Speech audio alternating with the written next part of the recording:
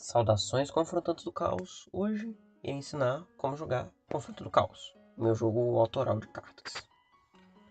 Antes de explicar como jogar, é importante saber o que cada tipo de carta faz. Criaturas.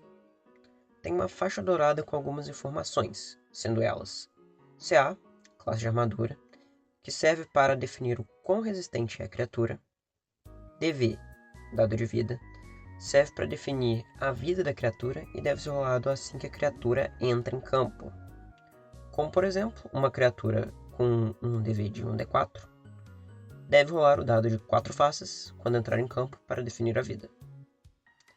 ATK serve para definir o quanto de dano a criatura causa, mas, diferente do DV, o ATK deve ser rolado apenas se a criatura obtiver sucesso em passar a CA do adversário. Para passar a CA de um adversário, você deve tirar um número igual ou maior que a CA dele em um dado de 20 lados. A criatura também tem um espaço com o tipo dela, que é basicamente a definição da criatura, como máquina, guerreiro ou etc.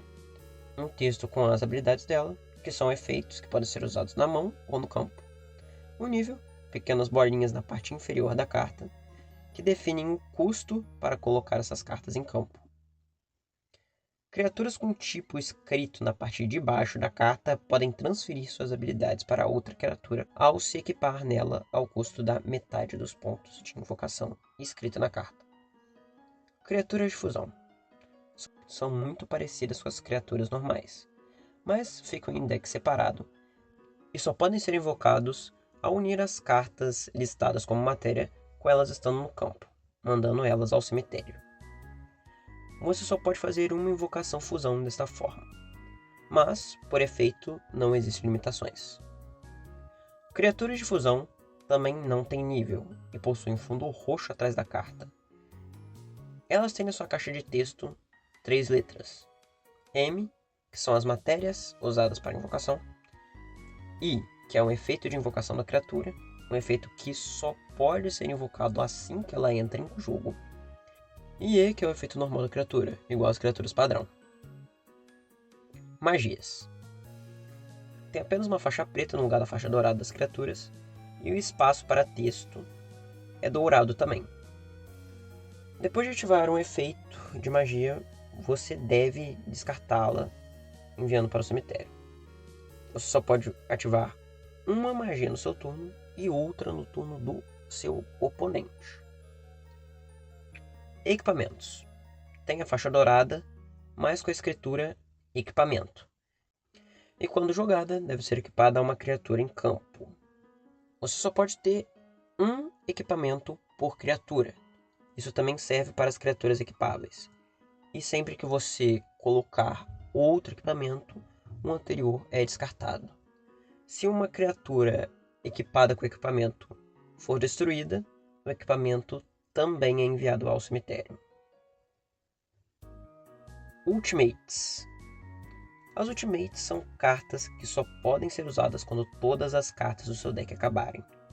Tem um efeito avassalador que afeta todo o campo do oponente e o seu. Enquanto não estiver sendo utilizada, deve ficar embaixo do mestre do deck em campo. Mestres de deck. São parecidos com as criaturas, mas não possuem um tipo e têm detalhes dourados no lado das cartas. São as cartas mais importantes do jogo, pois se eles forem destruídos, o dono da carta perde o jogo. O mestre de deck fica atrás das criaturas, mas não pode atacar ou ser atacado enquanto estiver lá. Se não houver nenhuma criatura à frente do mestre de deck, ele pode realizar um ataque desesperado. Todas as cartas têm uma cor que representa o seu elemento. São eles: trevas, vento, luz, fogo, terra, água e fofo. Agora vamos para as regras do jogo. Começando pelo campo, que é constituído por 4 zonas de criaturas. Uma zona para o mestre de deck, um espaço para o cemitério, onde ficam as cartas descartadas e destruídas. Um para o deck, um para a pilha de fusão, que é onde as criaturas de fusão são alocadas, e 1 para as cartas removidas do jogo. Invocação.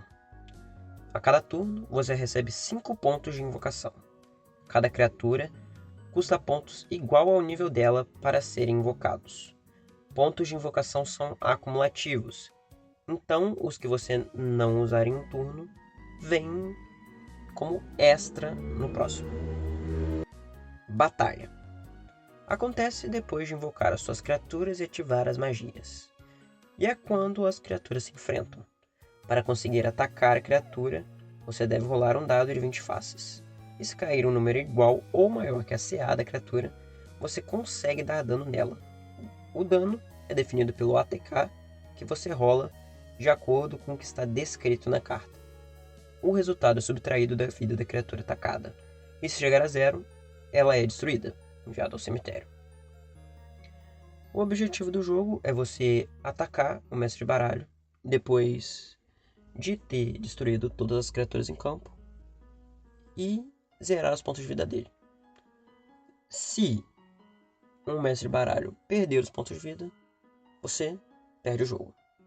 Em caso de 3 ou mais jogadores em campo, vocês vão fazer uma espécie de círculo e rolar as iniciativas. Um D20 que vai definir a ordem do jogador.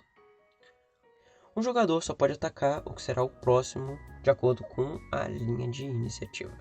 Como, por exemplo, se um jogador tirar um 12 e o outro tirar um 11, então o jogador que tirou 12 só pode atacar o que tirou 11, e assim por diante. Obrigado por assistir, espero que tenham gostado, e semana que vem irei lançar um vídeo batalhando direitinho. Se vocês quiserem tirar alguma dúvida, podem mandar nos comentários, que eu vou sempre ler e responder tudo.